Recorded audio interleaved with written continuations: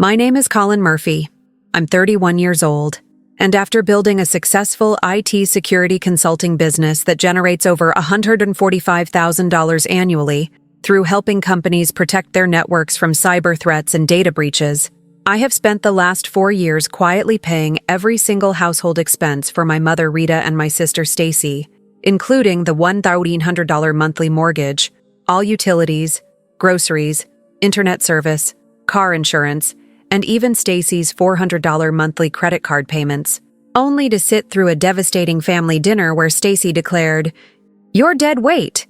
We're better off without you," while Rita nodded in agreement and extended family members murmured their support for this assessment of my supposed worthlessness. What they didn't know was that their cruel declaration about me being a burden while living entirely off my income would become the catalyst for the most liberating decision of my life, when I would simply walk out of that dinner without argument or explanation, immediately cancel every automatic payment and utility account, and let them discover what real dead weight feels like when the electricity gets disconnected, the internet goes dark, and the grocery deliveries stop arriving at a house they suddenly can't afford to maintain. The IT security consulting business that my family dismissed as making me too busy for family had actually grown from a side project during my college years into a thriving practice that served over 40 corporate clients who depended on my expertise to protect their digital infrastructure from increasingly sophisticated cyber attacks that could cost them millions in data breaches and ransomware demands. Colin identified vulnerabilities in our network that could have resulted in catastrophic data loss. My largest corporate client had written in a testimonial that helped me secure additional contracts. His thorough security audits and proactive monitoring have prevented multiple attempted breaches, and his expertise has been invaluable for protecting our company's sensitive client information and financial data. The professional recognition from clients who understood the value of cybersecurity expertise was both financially rewarding and personally meaningful, demonstrating that my technical skills and work ethic were appreciated in professional contexts, even if my family viewed my career as evidence that I didn't care about what really matters in life. Colin works too much and doesn't understand that family is more important than money. Stacy would complain to relatives during family gatherings that took place in the house whose mortgage I was paying while she lived rent-free and unemployed in her childhood bedroom. He's always on his laptop dealing with clients instead of being present with the people who actually matter in his life.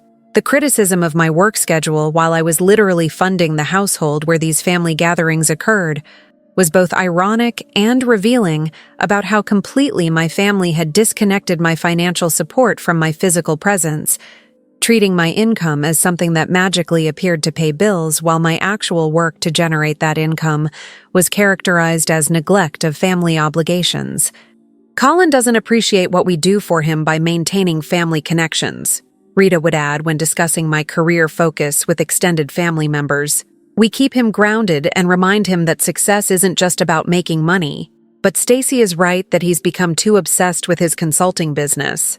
The characterization of my work ethic as obsession, while accepting the financial benefits of that work, was typical of how Rita rationalized accepting my money while supporting Stacy's attacks on my character and priorities, creating a family dynamic where I was simultaneously essential for financial survival and criticized for the work that made that survival possible. But what my family never understood was that my obsession with IT security consulting wasn't just about making money for its own sake. It was about building expertise in a field that fascinated me intellectually, while also generating the income necessary to prevent my mother's foreclosure and my sister's homelessness after Rita lost her administrative job during corporate downsizing 4 years earlier. "Rita, I need to talk to you about something serious," I had said during the phone call, where my mother revealed her job loss and the immediate financial crisis it was creating for her household stability. "What's happening with your mortgage payments and other household expenses now that you're unemployed?" The conversation that would lead to 4 years of quiet financial support had begun with Rita explaining that she had minimal savings, no emergency fund, and only 3 months of severance pay that wouldn't be sufficient to maintain her mortgage payments while searching for replacement employment during an economic downturn that had eliminated thousands of administrative positions. "I'm probably going to lose the house," Rita had admitted with devastating honesty about her financial situation. The mortgage payment is $1,800 monthly, plus utilities and other expenses. My unemployment benefits will only cover about half of that, and I don't know how long it will take to find another job. The revelation that my childhood home was at risk of foreclosure while my mother faced unemployment in her mid-50s was both emotionally distressing and practically solvable, since my consulting business was generating sufficient income to cover her household expenses while she searched for new employment opportunities. "I'll help with the mortgage and bills," I had told Rita, without fully calculating how this decision would consume years of my financial resources, while receiving no acknowledgement or appreciation from family members who would come to view my support as an entitlement rather than a generous sacrifice of my own financial goals. "You focus on your job search, and I'll make sure the house payments are covered." The decision to begin paying my mother's household expenses was both financially sustainable given my consulting income and emotionally motivated by my desire to prevent her homelessness and preserve the family home where I had grown up, even though this support would require me to delay my own plans for home ownership and retirement savings. "Colin, I don't know how to thank you," Rita had said with genuine gratitude when I first began covering her mortgage payments and utility bills. "This is such a relief during this difficult time, and I promise I'll pay you back once I find another job and get back on my feet financially." The promise of eventual repayment was both emotionally meaningful and practically unrealistic, since Rita's job search would stretch from months into years without securing comparable employment, while my financial support would expand from temporary mortgage assistance into complete subsidization of her household expenses, plus my sister's living costs after Stacy decided to move back home. Have you ever made a financial commitment to help family during a crisis, only to watch that temporary support transform into permanent dependency with no appreciation or acknowledgement of your ongoing sacrifice? That's exactly what happened as my mother's temporary need for assistance became a 4-year pattern where I funded her entire household while being criticized for working too much to generate the income that made their lifestyle possible.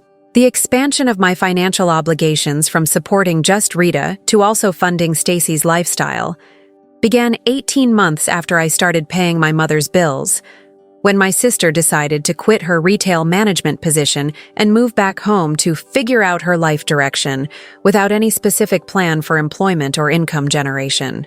"I'm not happy in retail management," Stacy had announced during a family dinner where she explained her decision to abandon employment without securing alternative income sources.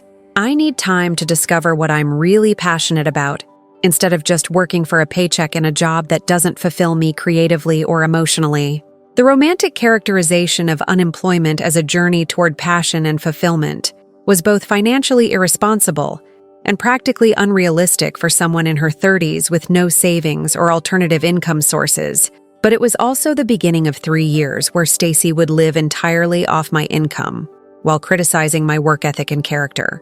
"Stacy is going through a difficult transition," Rita had explained when I expressed concern about my sister's decision to quit her job without having another position secured. "She needs family support right now, and living at home will give her the space to figure out her next steps without financial pressure." The characterization of rent-free living funded by my income as providing space for self-discovery while eliminating financial pressure was both enabling of Stacy's irresponsibility and insulting to my own work ethic, since I was being expected to fund her unemployment while she searched for mythical work that would provide both income and emotional fulfillment. "Colin, you don't understand what it's like to feel unfulfilled in your work," Stacy had told me when I suggested she might need to find employment, even if it wasn't her dream job. "You're lucky that IT security happens to interest you, but some of us need to find deeper meaning in our careers rather than just chasing money." The lecture about finding meaning in work from someone who was living off my income while contributing nothing to household expenses was both hypocritical and revealing about how Stacy viewed my financial support as something she deserved to receive while my career was characterized as shallow money chasing rather than legitimate professional achievement.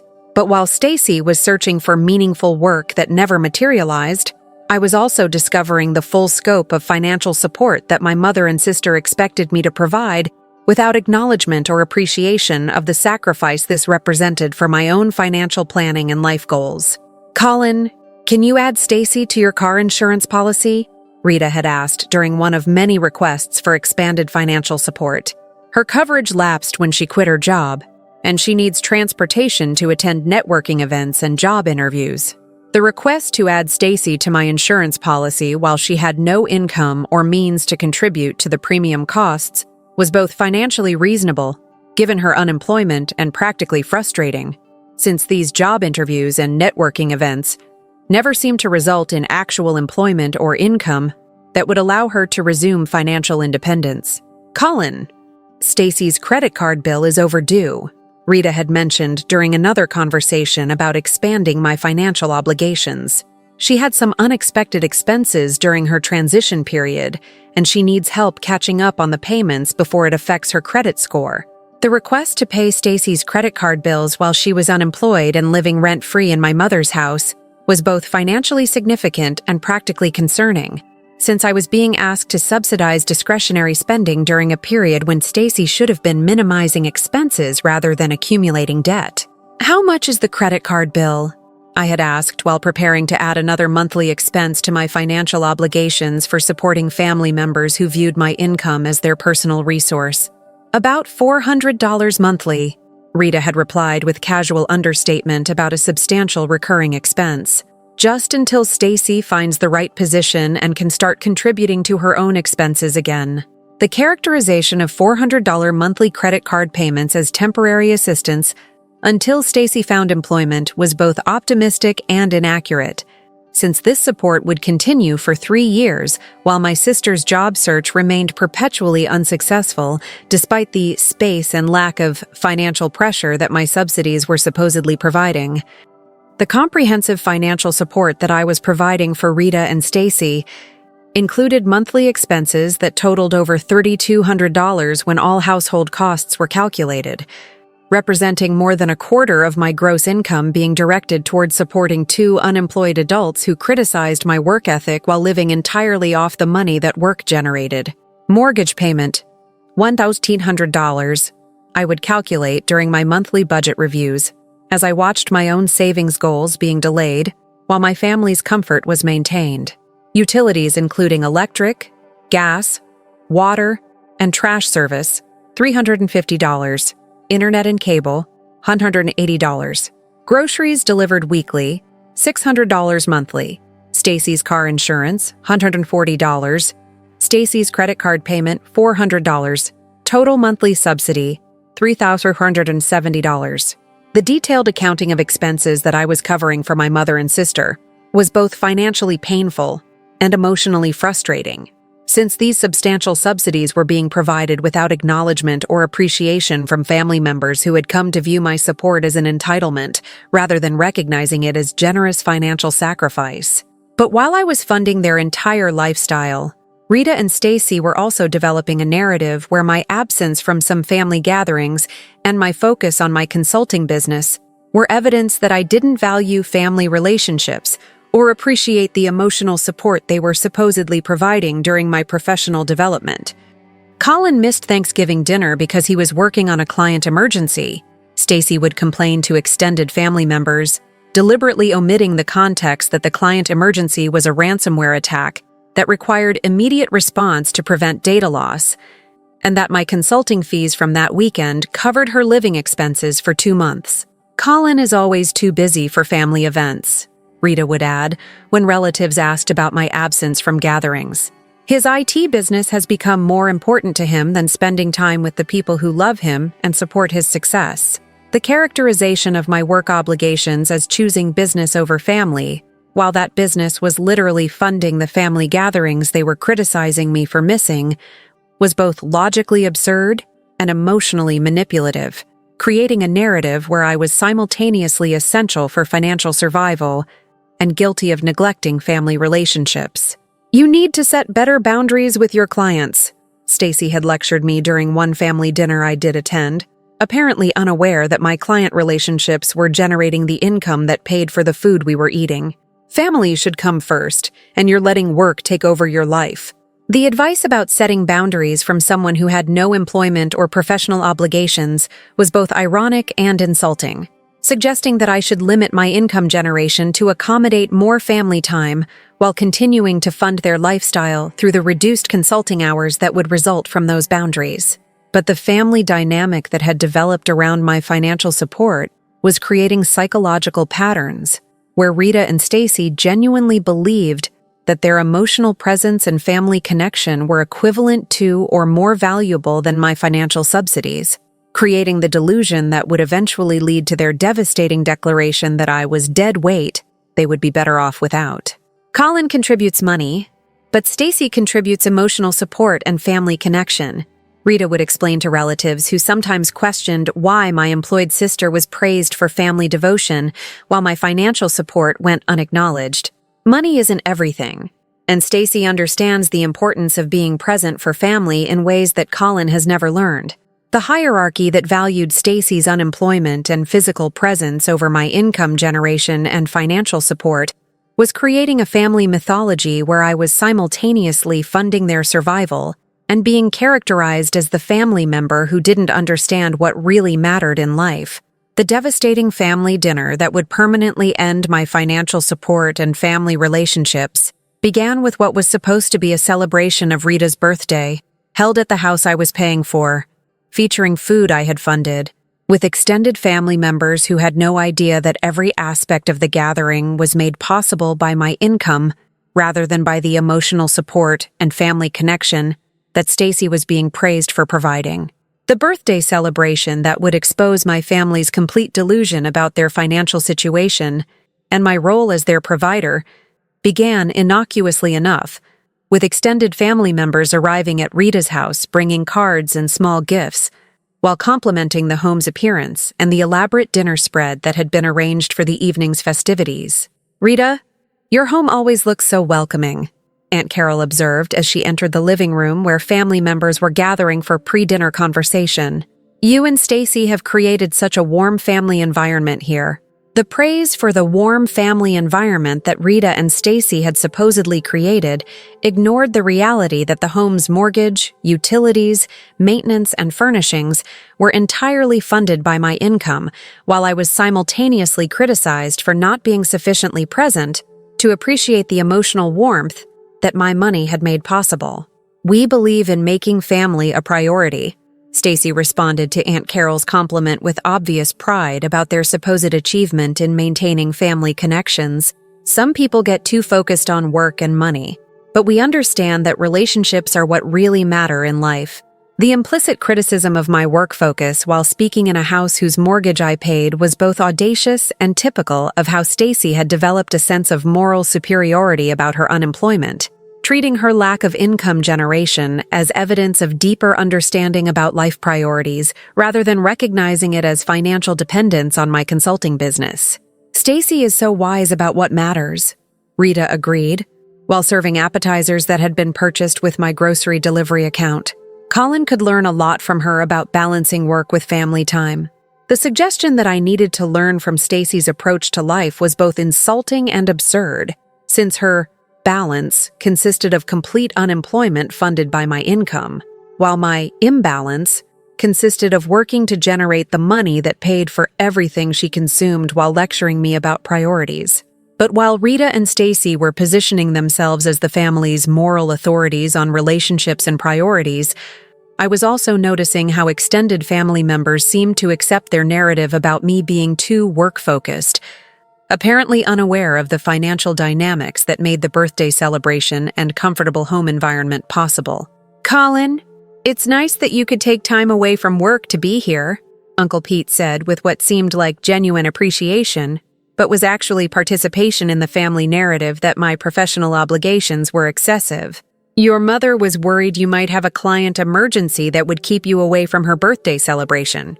The implication that I needed to be thanked for attending my mother's birthday while I was literally paying for the house where the celebration was occurring revealed how thoroughly my family had disconnected my financial support from my presence, treating money as something that appeared automatically while my actual work to generate that money was characterized as competing with family obligations. "I wouldn't miss Mom's birthday," I replied with diplomatic neutrality that avoided discussing the financial realities of my relationship with family members, who seemed completely unaware that the celebration they were enjoying was funded entirely by the work they were subtly criticizing. "That's good to hear," Stacy interjected with obvious skepticism about my commitment to family. "Though I notice you've been checking your phone several times since you arrived. More important client emergencies than your own mother's birthday?"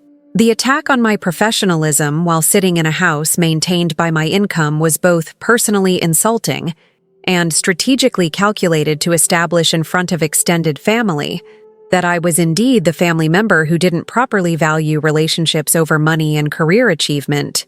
"I have security monitoring alerts that require periodic checking," I explained with technical accuracy about my professional responsibilities. "Several clients have ongoing vulnerability scans that need oversight even during weekend hours." The explanation about my professional obligations was both factually accurate and practically lost on family members who had no understanding of IT security work or appreciation for the income it generated. Instead, hearing my response as confirmation that I was indeed too focused on work, rather than recognizing that my weekend monitoring was part of maintaining the client relationships that funded their comfortable lifestyle. "See, this is exactly what I mean," Stacy said with obvious satisfaction about having her narrative confirmed. "Even at a family birthday dinner, Colin is more concerned about his computers than about being present with the people who actually care about him." The characterization of my professional monitoring as evidence of misplaced priorities while benefiting from the income that work generated was both hypocritical and revealing about Stacy's genuine belief that emotional presence was more valuable than financial support, suggesting a level of delusion that would soon be exposed when that financial support was removed. But while the pre-dinner conversation was already establishing uncomfortable dynamics about my supposed shortcomings as a family member, the actual dinner itself would escalate into a coordinated family attack that would permanently end my willingness to subsidize people who called me dead weight while living entirely off my income. "Before we eat, I want to say something about family and what really matters in life," Rita announced as dinner was being served, apparently preparing to deliver some wisdom about relationships that would actually be a setup for attacking my character in front of extended family members. "Family is about being there for each other emotionally and physically," Rita continued with obvious building toward some point about my supposed failures. "It's about presence and support and understanding, not just about financial contributions that anyone could make if they worked enough hours." The dismissal of financial contributions as something anyone could make, while specifically characterizing my support as mere monetary transactions, was both factually wrong about the specialized skills required for my consulting income and strategically calculated to minimize the significance of my subsidies while establishing that emotional presence was the true measure of family devotion. "Stacy understands this better than anyone," Rita added while looking directly at my sister with obvious pride. "She's sacrificed career advancement to be here for family, to maintain these connections and relationships that some people take for granted while chasing their professional ambitions." The reframing of Stacy's unemployment as sacrifice and maintaining connections, while my income generation was characterized as chasing professional ambitions, was both morally twisted and financially absurd, suggesting that funding their lifestyle was less valuable than physically occupying space in the house that my money maintained. Have you ever listened to family members praise themselves for emotional presence while completely ignoring that their comfortable lifestyle was funded by the person they were implicitly criticizing? That's exactly what I was experiencing as Rita built toward what would become the most insulting declaration of my family's delusional understanding of burden versus provider. "Some family members contribute in ways that aren't always visible or appreciated," Stacy said with false profundity about her supposed invisible contributions.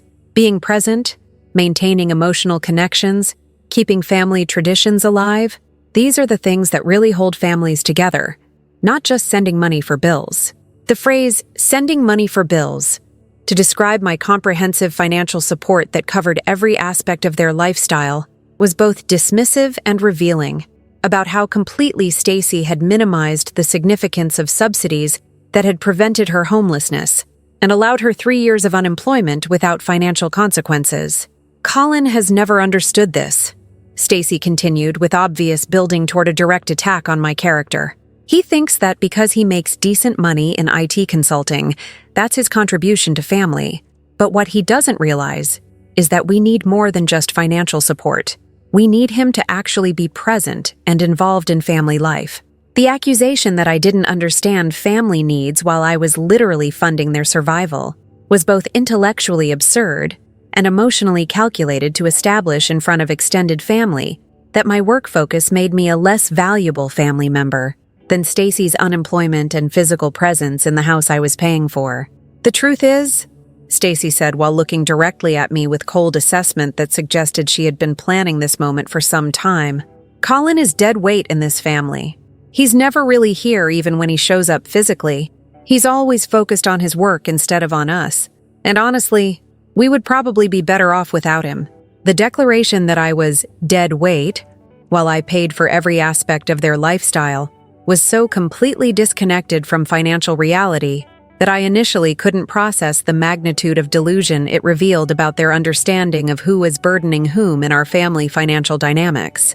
Stacy's right, Rita agreed with immediate support for her daughter's assessment. Colin, you contribute money, but that's not the same as contributing to family relationships and emotional well-being. Stacy is here every day maintaining this household and these connections, while you're always working or traveling for clients.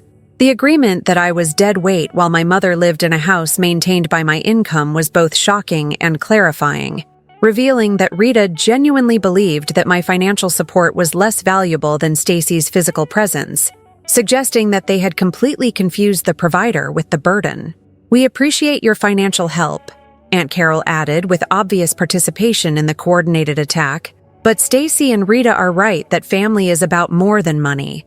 Maybe if you focused less on your career and more on being present, you would understand what they mean about you being absent from what really matters.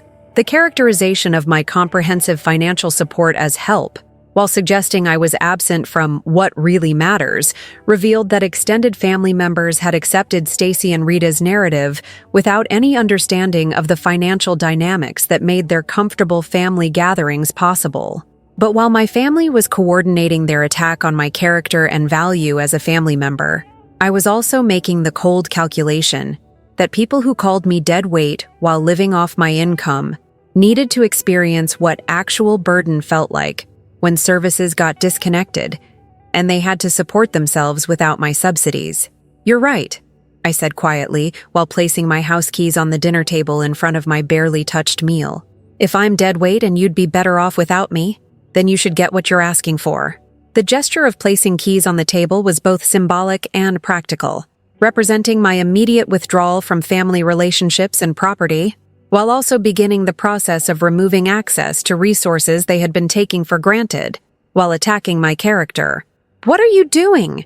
Rita asked with sudden anxiety, as she began to understand that my response to their attack wasn't going to be defensive argument, but rather cold implementation of exactly what they had said they wanted. "I'm leaving," I replied with calm finality about my decision. "You've made it very clear that I'm dead weight, and you'd be better off without me. So I'm giving you the opportunity to thrive without my burden weighing you down." The calm delivery of consequences while my family processed that their attack had triggered immediate withdrawal, rather than guilty apologies or promises to be more present, was both satisfying and liberating, since I was finally taking action that matched their stated preference for my absence. "Colin, you're overreacting," Stacy said with obvious panic, as she realized that her declaration about me being dead weight might have consequences beyond making me feel guilty about my work focus. "We're just saying you need to be more present, not that you should leave the family. You said I'm dead weight and you'd be better off without me," I replied with accuracy about their actual words. "I'm simply giving you what you asked for, a chance to see if family life improves without my burden." The logical connection between their statement and my action was both undeniable and terrifying for family members who were suddenly understanding that their comfortable lifestyle might be connected to the income of the person they had just called dead weight. "Where are you going?" Rita asked as I stood up from the dinner table and prepared to leave the house I was paying for while being told I was worthless and unwanted. "That's not your concern anymore," I replied with finality about ending family relationships that had become abusive despite my generous financial support. Dead weight doesn't need to explain its movements to people who are better off without it. The walk out of my mother's house while extended family members watched in shocked silence was both emotionally liberating and practically decisive, representing my final moment as a family member who was being exploited financially while being attacked emotionally for the work that made that exploitation possible. But while my family sat at the dinner table processing what had just happened, I was also implementing the systematic withdrawal of financial support that would teach them the difference between dead weight and the provider who had been keeping them from homelessness and poverty. The immediate implementation of financial consequences for my family's declaration that I was dead weight began the moment I left Rita's house, with a series of phone calls and online account modifications that would systematically remove their access to every service and resource they had been taking for granted while calling me a burden. "Cancel automatic payment authorization for all services at this address," I told my bank's customer service representative while sitting in my car outside the house, where my family was presumably continuing their birthday dinner, without understanding that their comfortable lifestyle was ending in real time through my cancellation of financial support.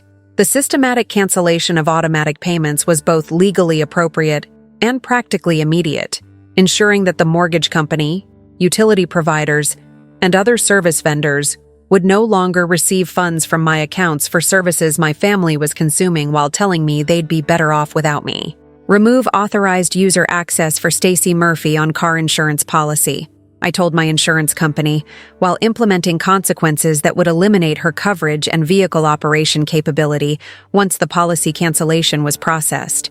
The removal of Stacy from my insurance policy was both financially significant and practically disruptive, since her ability to drive legally would end the moment her coverage lapsed, creating immediate practical consequences for someone who had called me dead weight while benefiting from my insurance subsidies. "Cancel recurring grocery delivery service to this address," I told the online delivery service that had been providing weekly food supplies funded by my account. "Effective immediately, no more deliveries to this location regardless of who attempts to order using this payment method." The cancellation of grocery delivery service was both symbolically meaningful and practically devastating, since Rita and Stacy had become dependent on convenient food delivery without ever acknowledging or appreciating that these deliveries were funded by my income, rather than being some automatic household service that existed independent of my financial support.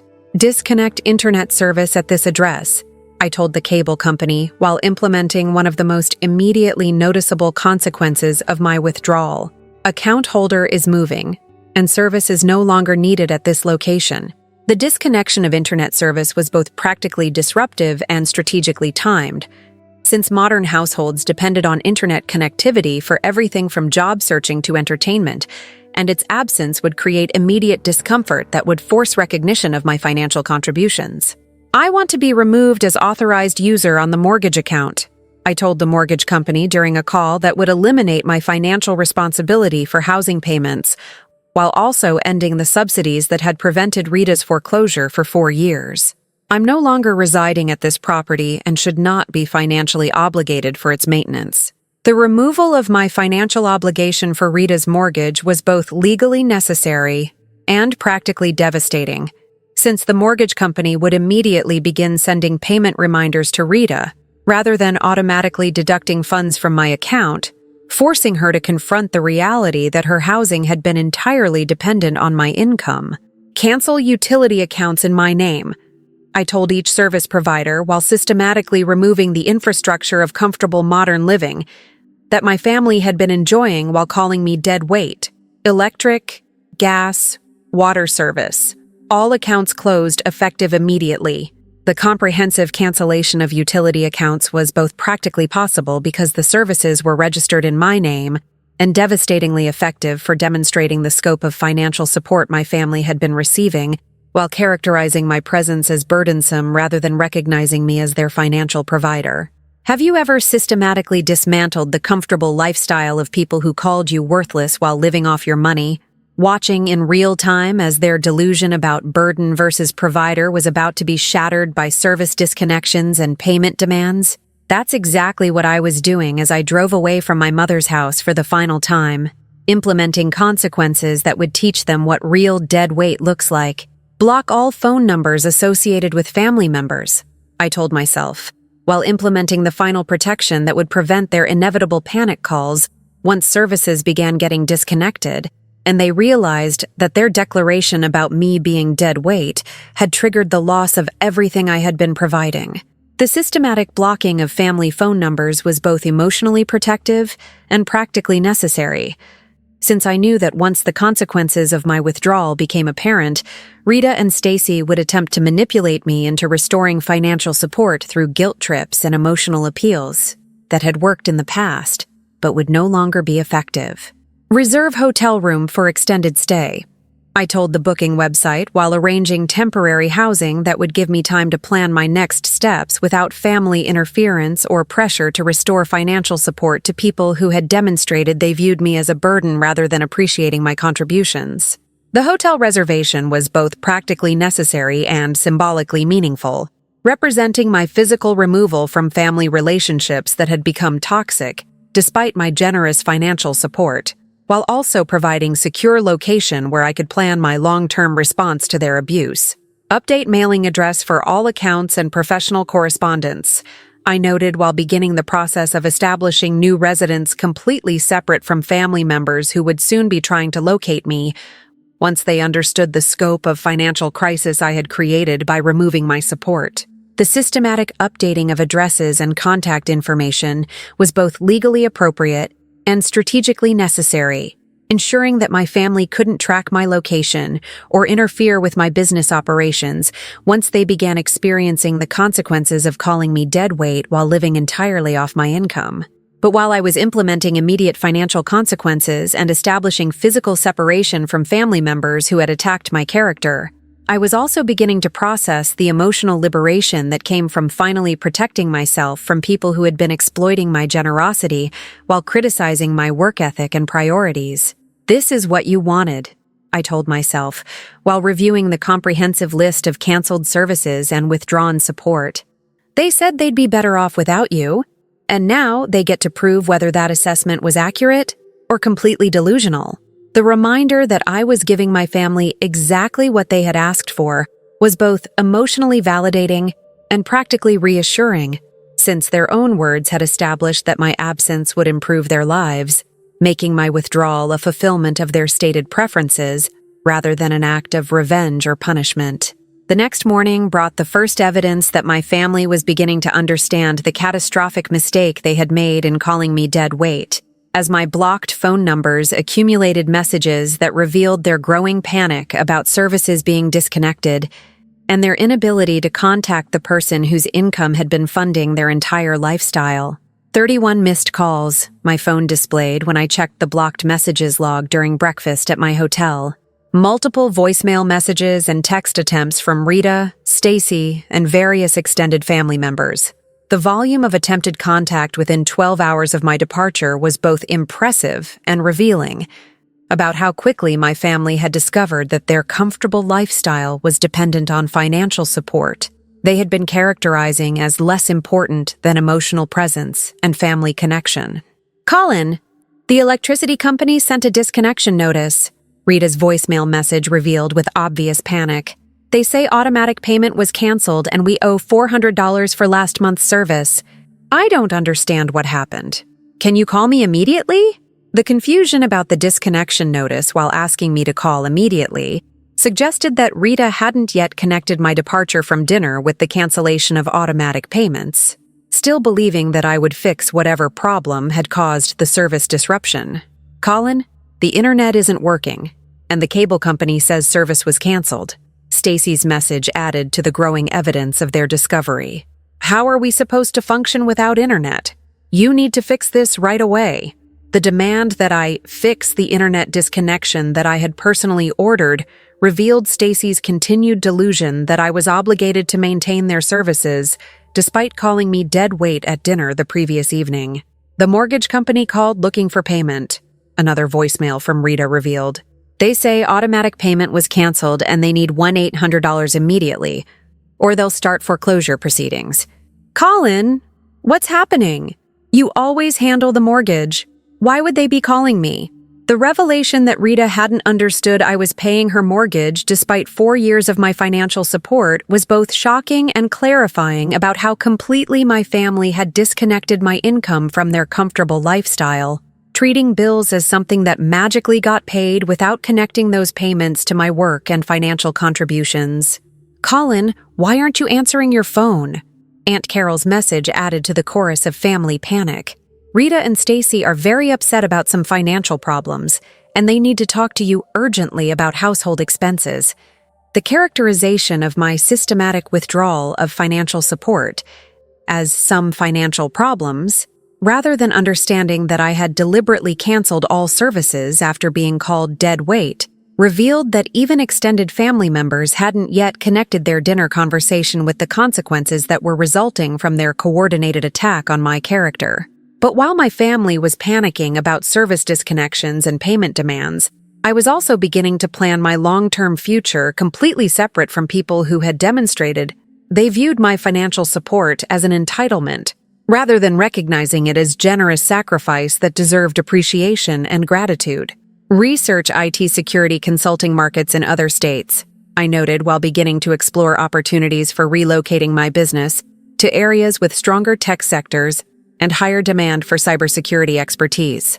Focus on regions with no family connections where I can build new life without interference.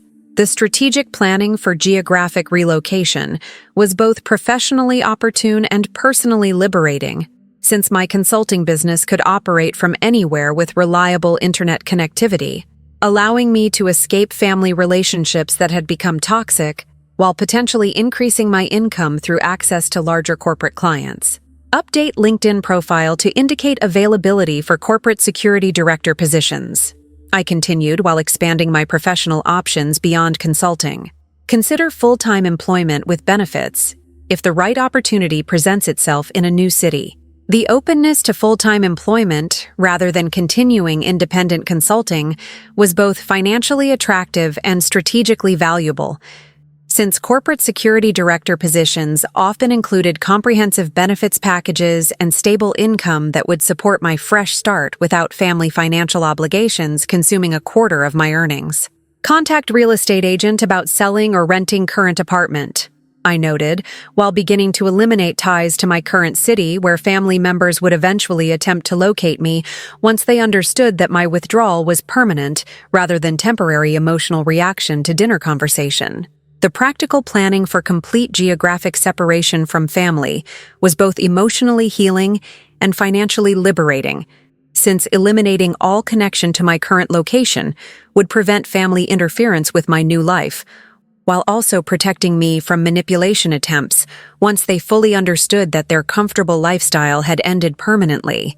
3 days after my departure from Rita's birthday dinner, the full scope of financial crisis was becoming apparent to my family, as multiple services were disconnected, payment demands accumulated, and their comfortable lifestyle disintegrated without my income supporting their household expenses and daily necessities. Electric service has been disconnected due to non-payment, Rita's increasingly desperate voicemail messages revealed. We have no electricity, and the house is getting cold. Colin, I don't understand what's happening. Please call us back so we can figure out what went wrong with the automatic payments.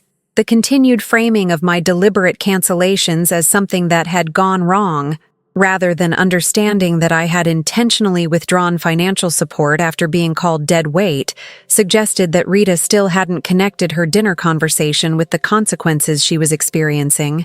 The internet has been disconnected and I can't access any of my social media accounts. Stacy's messages revealed her priorities. This is ridiculous. How am I supposed to network for job opportunities without internet access? You need to restore service immediately. Now, the complaint about inability to access social media while claiming she needed internet for job networking revealed both Stacy's continued delusion about my obligations and her dubious commitment to employment search that had produced no results during 3 years of rent-free living. The mortgage company is threatening foreclosure. Rita's voicemail escalated to genuine panic. They want 4 months of back payments immediately, or they'll begin legal proceedings to take the house. Colin, I need to talk to you right away about this mortgage situation. The revelation that Rita now believed the mortgage company was demanding 4 months of back payments when I had been current until my cancellation 3 days earlier suggested that she had been so disconnected from household finances that she had no understanding of payment timing or account status before my withdrawal of support. Grocery delivery was declined because of payment problems. Stacy's message revealed another dimension of their crisis. We have almost no food in the house, and the delivery service won't accept our payment method. You need to fix your account so we can get groceries delivered. The characterization of my canceled grocery delivery account as payment problems that I needed to fix, rather than understanding that I had deliberately ended service after being called dead weight, showed that Stacy still viewed my financial support as an entitlement she deserved to receive regardless of how she treated me. But while my family was discovering the practical consequences of losing my financial support, I was also receiving professional recognition that highlighted the contrast between people who appreciated my expertise and family members who had called me dead weight while living off my income. Colin, we'd like to offer you the position of Chief Information Security Officer with our company. A corporate recruiter called about an opportunity in Seattle. The salary is $180,000 annually, plus comprehensive benefits, equity stake, and relocation assistance. We were impressed by your consulting work and your reputation in the cybersecurity community. The job offer that would increase my income while providing geographic separation from family members who had abused my generosity was both professionally exciting and personally validating, demonstrating that my work focus and professional dedication were valued by people who understood cybersecurity expertise. We've reviewed your consulting portfolio and client testimonials, the recruiter continued. Several of our board members specifically mentioned your name when we were searching for someone to build our security infrastructure and protect our systems from increasingly sophisticated threats. The professional recognition from corporate leaders who appreciated my technical skills was both emotionally healing and practically valuable, providing evidence that my work ethic and expertise were assets that deserved celebration rather than being characterized as obsession or family neglect. The position would start in 60 days, giving you time to transition your current consulting clients and relocate to Seattle. The recruiter explained about timing that perfectly aligned with my desire to escape family relationships that had become toxic. We're excited about the possibility of you joining our team. The job offer that would provide both income increase and geographic escape from family was exactly the opportunity I needed to build a completely new life, without interference from people who had demonstrated they viewed my financial support as less valuable than Stacy's unemployed emotional presence. I accept your offer, I told the recruiter while committing to the fresh start that would allow me to thrive professionally while being appreciated by colleagues rather than being called dead weight by family members who depended entirely on my income. The acceptance of the Seattle position was both professionally strategic and personally liberating, representing my commitment to building a life where my expertise and work ethic would be valued rather than criticized by people who benefited from my income while attacking my character. 6 weeks after walking out of Rita's birthday dinner, I had relocated to Seattle, started my new position as Chief Information Security Officer, and was building relationships with colleagues who appreciated my expertise and dedication without expecting me to subsidize their lifestyle while accepting their criticism of my professional obligations. Colin, your security audit identified 12 critical vulnerabilities that could have resulted in catastrophic data loss, my new CEO told me during my first month in Seattle. Your thoroughness and expertise are exactly what this company needs to protect our systems and client data. The professional recognition from leadership who understood cybersecurity value was both emotionally validating and financially rewarding, demonstrating that my work focus had been appropriate and valuable rather than being the character flaw my family had characterized it as during years of criticizing my career dedication. We're grateful to have someone with your expertise on our team, colleagues would tell me during the first months in my new position. Your consulting experience and technical knowledge are making immediate improvements to our security posture and threat response capabilities. The appreciation from professional peers who understood IT security work was both personally meaningful and practically satisfying, creating work environment where my contributions were recognized and valued, rather than being dismissed as less important than emotional presence and family connection. But while I was thriving in my new career and building healthy relationships with people who appreciated my expertise, my family was also beginning to understand the full scope of what they had lost by calling me dead weight at that birthday dinner 6 weeks earlier. "Colin, we finally understand what you were contributing to this household." Rita's voicemail message arrived after 6 weeks of silence from me. "We lost the house to foreclosure, and Stacy and I are living with Aunt Carol now. We're crowded and uncomfortable, and we realize now that your financial support was keeping us stable." The confession that they had lost the house to foreclosure and were now dependent on extended family housing revealed the magnitude of financial crisis that resulted from losing my support, but it also came far too late to restore relationships that had been permanently damaged by their attack on my character. "We were wrong to call you dead weight." Stacy's message admitted what should have been obvious from the beginning. "We didn't understand how much you were paying for until all the services got disconnected and we couldn't maintain the house. We miss you and want to rebuild our relationship." The apology that acknowledged I hadn't been dead weight while asking to rebuild our relationship was both emotionally hollow and practically impossible, since their motivation was clearly related to wanting financial support restored rather than genuine remorse for years of exploitation and criticism. "We need your help with Aunt Carol's expenses." Rita's follow-up message revealed their true motivation for renewed contact. "She's charging us rent and we can't afford it on our limited income. Could you help us with some financial assistance while we get back on our feet?" The request for financial assistance after calling me dead weight and losing their house through their own financial incompetence was both audacious and revealing about their continued belief that I was obligated to fund their lifestyle regardless of how they treated me or what they had said about my value to the family. But while my family was begging for financial assistance after learning that I wasn't actually dead weight, I was building a life where my income, expertise, and time were invested in relationships with people who appreciated my contributions, rather than exploiting them while attacking my character. "Thank you for reaching out," I replied to Rita's messages with brief response that would establish permanent boundaries. "You told me I was dead weight, and that you'd be better off without me. I was simply giving you what you asked for. I hope your new living arrangements work out well." The response that reminded them of their own words, while declining to restore financial support, was both emotionally satisfying and practically appropriate, since their current crisis was the direct result of their own assessment that they didn't need my income or presence. "I'm not available for financial assistance," I continued in my message.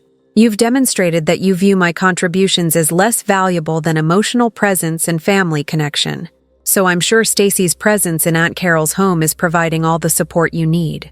The connection between their stated values about emotional presence being more important than money and their current need for financial assistance was both logically sound and practically devastating, forcing them to confront the contradiction between their dinner speeches and their current reality. If you're reading this and you're supporting family members who call you a burden while living off your income, please know that you have the right to withdraw that support and let them experience what actual burden feels like when services get disconnected and bills go unpaid without your subsidies. Sometimes people who call you dead weight are actually describing themselves, and sometimes the most educational gift you can give is the experience of life without the support they claim to value so little compared to their emotional presence and family connection. If this story resonated with your own experiences, please hit that subscribe button and share your experiences in the comments below. Have you ever been called worthless by family members who depended entirely on your financial support? How did you handle people who criticized your work ethic while benefiting from the income that work generated? Your story might help someone else who's struggling with similar family exploitation and verbal abuse. Thank you for joining me on this journey from family abuse through financial withdrawal to professional success and personal liberation. Remember that your contributions have real value, and people who call you dead weight while living off your money will quickly learn the difference between burden and provider when that support disappears and they face the reality of supporting themselves. See you in our next story here at Her Sweet Revenge.